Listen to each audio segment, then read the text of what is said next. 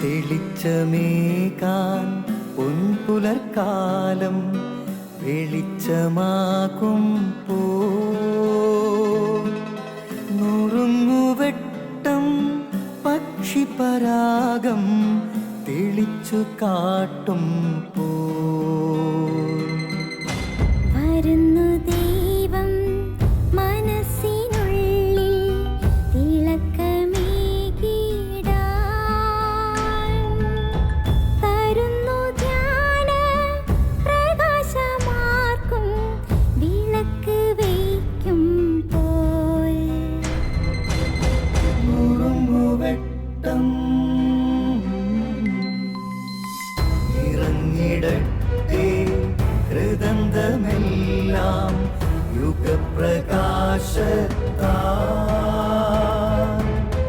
മറഞ്ഞിടട്ടെ മനാന്ധകാരം യുഗപ്രസാദത്താൽ. നുറുങ്ങുവെട്ടം.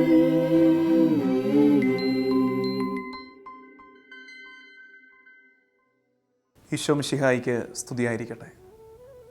പ്രിയമുള്ളവരെ, നമ്മളൊക്കെ ബലഹീനരാണ്, സാധാരണക്കാരായ മനുഷ്യരാണ്.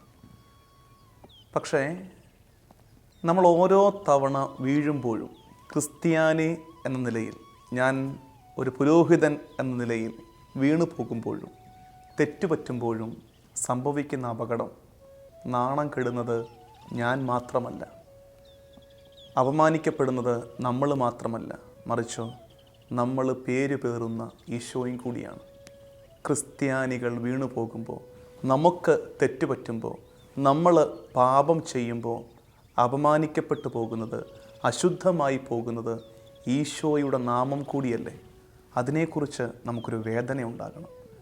അങ്ങനെ ഒരു വേദന എപ്പോഴോ ചങ്കിൽ കയറിയപ്പോൾ ദൈവമായിട്ട് കയ്യിലേക്ക് തന്ന ഒരു ബൈബിൾ വാക്യമുണ്ട്. ഞാനത് നിങ്ങളെ വായിച്ചു കേൾപ്പിക്കാം. ഈ ബൈബിൾ വാക്യം നിങ്ങളും ഒന്ന് ഹൃദയപൂർവ്വം സ്വീകരിച്ചിരുന്നെങ്കിലെന്ന് ഞാൻ ആഗ്രഹിക്കുകയാണ്. എസക്കിയേൽ പ്രവാചകൻ്റെ പുസ്തകം 36-ാം അധ്യായം 23-ാം വാക്യം ശ്രദ്ധിച്ചു കേൾക്കുക. എസക്കിയേൽ 36:23 ഇങ്ങനെയാണ് വായിക്കുന്നത്: ജനതകളുടെ ഇടയിൽ നിങ്ങൾ അശുദ്ധമാക്കിയ എൻ്റെ ശ്രേഷ്ഠനാമത്തിൻ്റെ പരിശുദ്ധി ഞാൻ തെളിയിക്കും. തങ്ങളുടെ കൺമുമ്പിൽ വെച്ച് നിങ്ങളിലൂടെ എൻ്റെ പരിശുദ്ധി ഞാൻ വെളിപ്പെടുത്തുമ്പോൾ ഞാനാണ് കർത്താവെന്ന് ജനതകൾ അറിയും. അതായത്, നിങ്ങൾ അശുദ്ധമാക്കിയ എൻ്റെ ശ്രേഷ്ഠനാമത്തിൻ്റെ പരിശുദ്ധി നിങ്ങളിലൂടെ തന്നെ ഞാൻ വീണ്ടും വെളിപ്പെടുത്തും. അപ്പോൾ ജനതകൾ അറിയും ഞാനാണ് കർത്താവെന്ന്. എത്ര സുന്ദരമായ വാഗ്ദാനമാണ് നോക്കിക്കേ. അപ്പം നമ്മളിലൂടെ അറിഞ്ഞോ അറിയാതെയോ ദൈവത്തിൻ്റെ ശ്രേഷ്ഠനാമത്തിന് അശുദ്ധി വന്നു പോയിട്ടുണ്ടെങ്കിൽ, ഞാനായിട്ട് ദൈവത്തിൻ്റെ നാമത്തെ കെടുത്തിക്കളഞ്ഞിട്ടുണ്ടെങ്കിൽ പ്രാർത്ഥിക്കാവുന്ന ഒന്നാം തരം പ്രാർത്ഥനയാണ് എസക്കിയേൽ 36:23. കർത്താവേ, എന്നിലൂടെ നിൻ്റെ നാമം അശുദ്ധമായി പോയിട്ടുണ്ടെങ്കിൽ എന്നിലൂടെ തന്നെ നീ അത് വീണ്ടും വെളിപ്പെടുത്തണമേ, അതിൻ്റെ ശക്തി വെളിപ്പെടുത്തണമേ. അങ്ങനെ ചുറ്റുമുള്ളവരറിയട്ടെ എന്ത്? നീയാണ് കർത്താവെന്ന്. ആമേൻ.